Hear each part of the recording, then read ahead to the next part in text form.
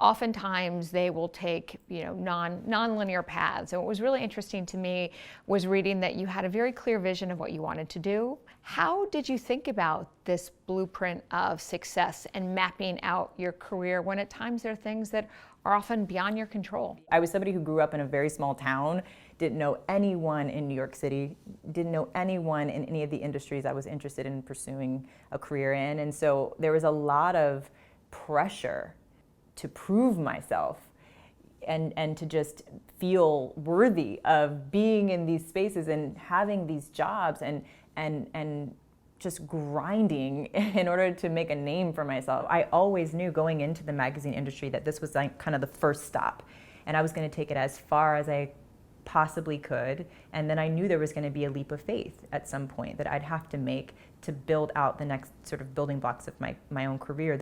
I just didn't expect it to happen by 30. I didn't expect to kind of hit those goals in my magazine career so soon. But when I did, I had to keep that promise to myself to keep growing and keep building. I never wanted to be someone who was defined by just one title, by one success. And I never wanted to be someone who becomes complacent or who stops growing. You talk a lot about the fact that you are born with enough, and that you should never feel small or let the world in any way make you feel small. Talk a little bit about why those words and that mantra for you have become so powerful and defining around so many of the things that you've done.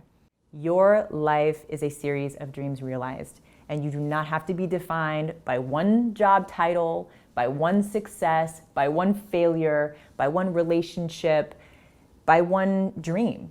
You get to dream up new dreams. You get to pivot. You get to continue to blossom. And that's the beauty of life.